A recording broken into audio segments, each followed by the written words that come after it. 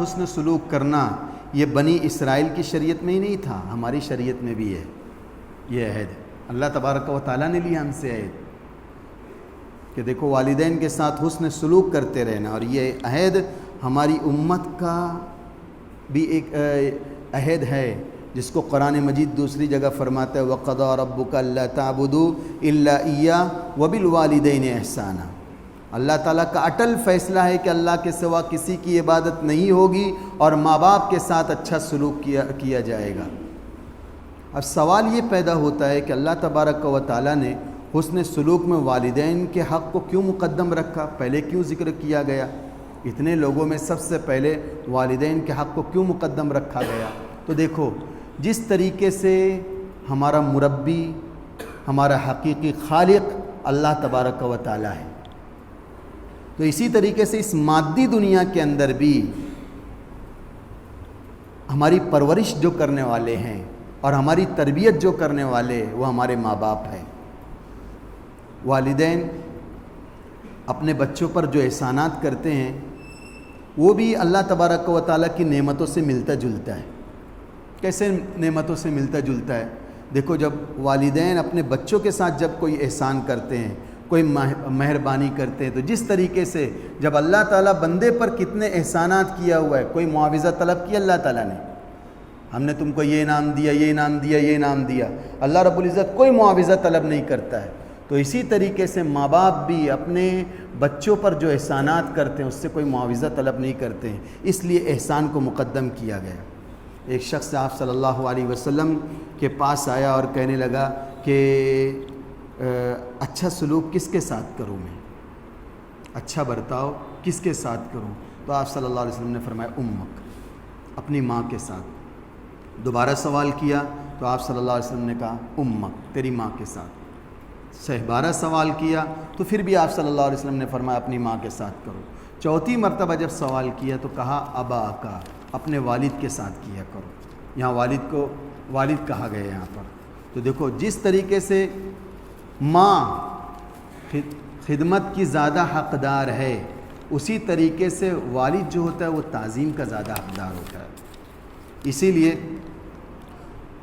اس کی وجہ کیا بیان کی گئی کہ پیدائش اور پرورش میں ماں بہت زیادہ تکلیف برداشت کرتی ہے، بہت زیادہ تکلیف برداشت کرتی ہے، اس لیے ماں کی خدمت کا حق زیادہ بتلایا گیا ہے۔ قرآن کریم کے اندر بتلایا گیا حملت ام وہنن علی وہنن، یعنی ماں نے تکلیف پر تکلیف اٹھائی کہ پیٹ میں رکھا۔ اس لیے فرمایا کہ ماں باپ میں سے اگر دونوں کو پیاس لگی ہو ایک ساتھ، محدثین فرماتے ہیں دونوں کو پیاس لگی، اب ماں کو پانی پلائے پہلے کہ باپ کو پلائے، تو کہا جاتا ہے کہ ماں کو پہلے پانی پلائے، کیوں کہ اس کا حق زیادہ ہے۔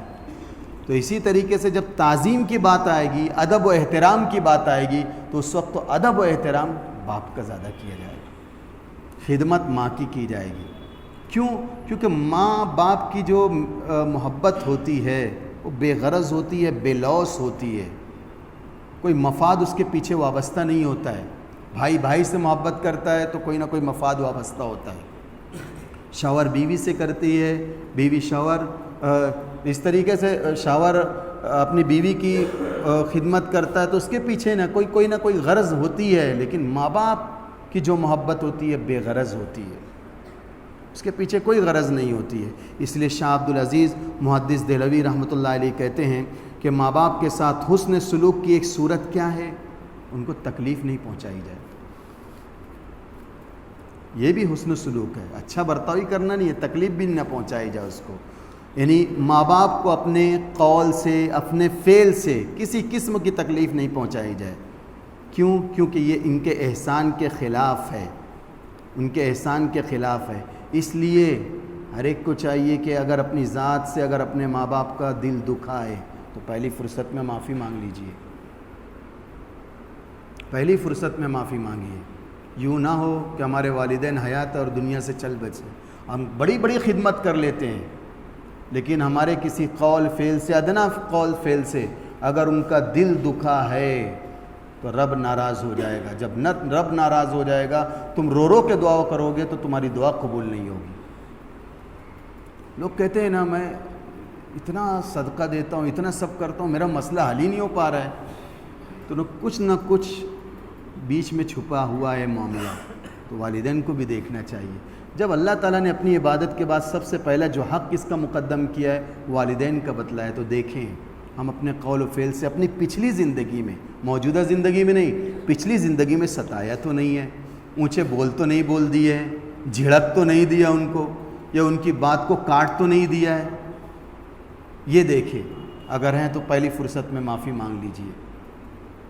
وہ راضی تو رب راضی، وہ ناراض تو رب ناراض. اسی لیے حدیث شریف میں آتا ہے کہ ایک صحابی حضور اقدس صلی اللہ علیہ وسلم کی خدمت میں حاضر ہوئے اور آ کر عرض کیا، اے اللہ کے رسول صلی اللہ علیہ وسلم، میرا دل چاہتا ہے کہ میں اللہ کے راستے میں جہاد کروں، اور جہاد سے میرا مقصد کیا ہے کہ اللہ تبارک و تعالیٰ مجھ سے راضی ہو جائے اور مجھ کو اس پر اجر و ثواب بھی عطا فرمائے. صرف اسی غرض کے لیے میں جہاد میں جانا چاہتا ہوں.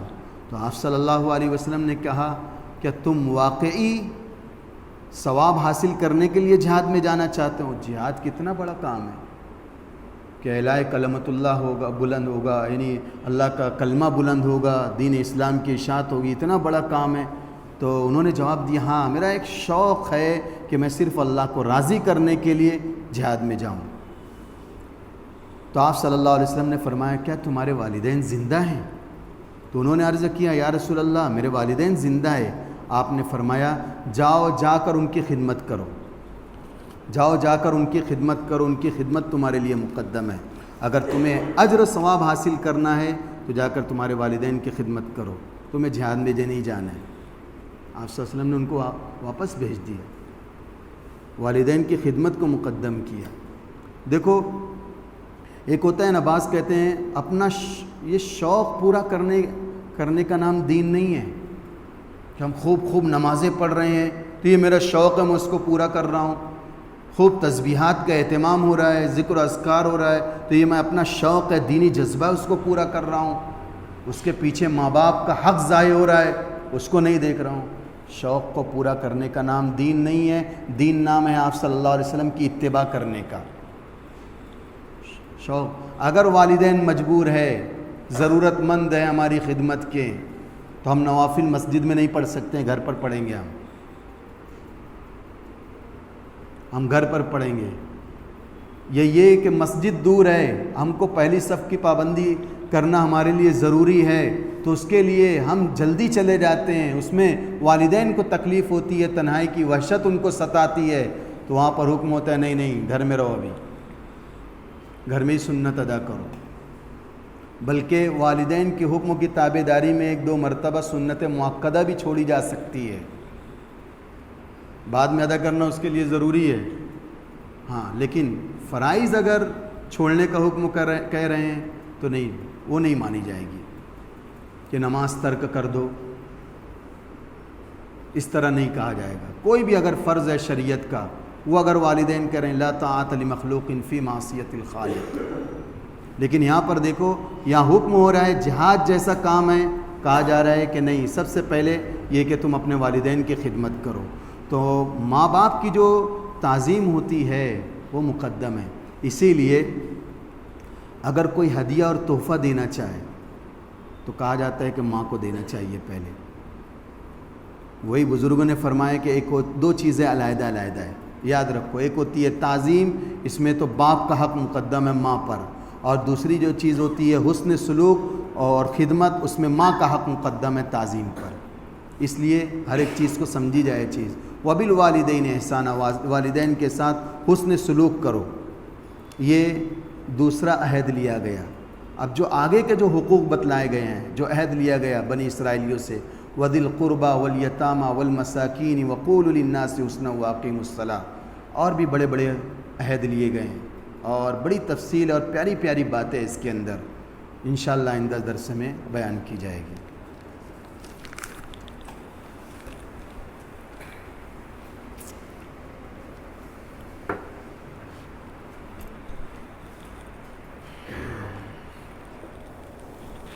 بسم اللہ الرحمن الرحیم سبحان اللہ وبحمدہ عدد خلقہ ورضا نفسہ وزینۃ عرشہ ومداد کلماتہ اللہم لا نحصی ثناء علیک انت کما اثنیت علی نفسک یا حی یا قیوم برحمتک نستغیث اصلح لنا شاننا کلہ ولا تکلنا الی انفسنا طرفۃ عین۔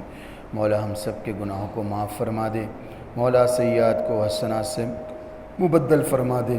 اے اللہ توحید پر پابندی سے عمل کرنے والا بنا دے، آپ کی ذات پر، آپ کی صفات پر ایمان لانے والا بنا دے۔ اے اللہ آپ کی ذات عالی کا یقین ہمارے دلوں میں بٹھا دے۔ اے اللہ ادنا سے ادنا شرک ہماری زندگی میں نہ آئے، ہماری نسلوں میں نہ آئے۔ اے اللہ اس سے پوری پوری حفاظت فرما دے۔ اے اللہ توحید کا جو درس آپ کے حبیب صلی اللہ علیہ وسلم دے کر گئے ہیں، اور اللہ جس پر پابندی سے صحابہ عمل کر کے گئے ہیں، ویسا عمل کرنے والا ہمیں بھی بنا دے میرے مولا۔ اے اللہ زندگی کی مشکل راہوں کے اندر آپ کی ذات عالی کا یقین ہمارے دلوں کے اندر بٹھا دے کہ کرنے والی ذات آپ ہی کی ہے، فائدہ پہنچانے والی ذات آپ ہی کی ہے، نقصان پہنچانے والی ذات آپ ہی کی ہے، اور ہر ایک کے پیچھے آپ ہی کی مصلحت پوشیدہ ہے۔ اے اللہ ہماری بھلائی کے لیے سب چیزیں ہوتی ہے، ایسا یقین ہمارے دلوں میں بٹھا دے۔ اے اللہ قرآن پاک کی ایک ایک آیتوں پر عمل کرنے والا بنا دے، ایمان لانے والا بنا دے۔ اے اللہ ہم سب کو یہاں بیٹھنے کو قبول فرما لے۔ اے اللہ جو حاجتیں ہیں، جو تمنا ہے، سب کی پوری فرما دے۔ مولا جو بیمار ہیں ان کو شفاء کاملہ عاجلہ کلیہ مستمرہ نصیب فرما دے۔ اے اللہ ایسی بیماریوں سے جھوج رہے ہیں کہ مولا وہ اپنی بیماریوں کو اپنے اندر ہی چھپا کر رکھے ہیں، صرف تجھے ہی بیان کرتے ہیں، یا تو مولا ان کے پاس اتنے وسائل نہیں ہیں کہ ان کا علاج کر پائیں۔ اے اللہ بہترین معالج ہیں۔ اے اللہ آپ ہی شفا دینے والے ہیں، آپ شفا عطا فرما دیجئے، کسی کا محتاج نہ بنائیے میرے مولا۔ جس طریقے سے یہ پیشانی کسی کے سامنے جھکنے سے رکی ہوئی ہے، یہ ہاتھ کسی کے سامنے پھیلنے سے بھی رک جائے، اٹھنے سے بھی رک جائے، یہ زبان کسی کے سامنے گویا ہونے سے بھی رک جائے، بولے تو تیرے سامنے بولے، یہ آنکھیں روئے تو تیرے سامنے روئے، یہ دل دھڑکے تو تیرے لیے دھڑکے میرے مولا، یہ ہاتھ اٹھے تو تیری بارگاہ میں اٹھے میرے مولا۔ ہم سب کی چھوٹی بڑی ضرورتوں کو اپنے خزانے غیب سے پورا فرما دے۔ اے اللہ قرآن کی آیتوں کے معنی و مفہوم کے لیے ہمارے سینے کو کھول دے، اور اس پر عمل کرنا ہم سب کے لیے آسان بنا دے۔ آپ صلی اللہ علیہ وسلم کی حدیث پر ہمارے لیے عمل کرنا آسان بنا دے۔ اے اللہ جو مقروض ہے ان کے قرض کی ادائیگی کے غیب سے فیصلے فرما دے۔ اے اللہ بد نظری سے، بد نگاہی سے، غیبت سے، چوری سے، چغل خوری سے، زناکاری سے، بدکاری سے اے اللہ ہماری پوری حفاظت فرما دے۔ ہر کبیرہ گناہ سے ہماری حفاظت فرما دے، گناہ صغیرہ پر اصرار سے ہماری حفاظت فرما دے۔ ہم سب کے بیٹھنے کو قبول فرما لے۔ وصلی اللہ علی النبی الامی الکریم وعلی آلہ واصحابہ اجمعین برحمتک یا ارحم الراحمین۔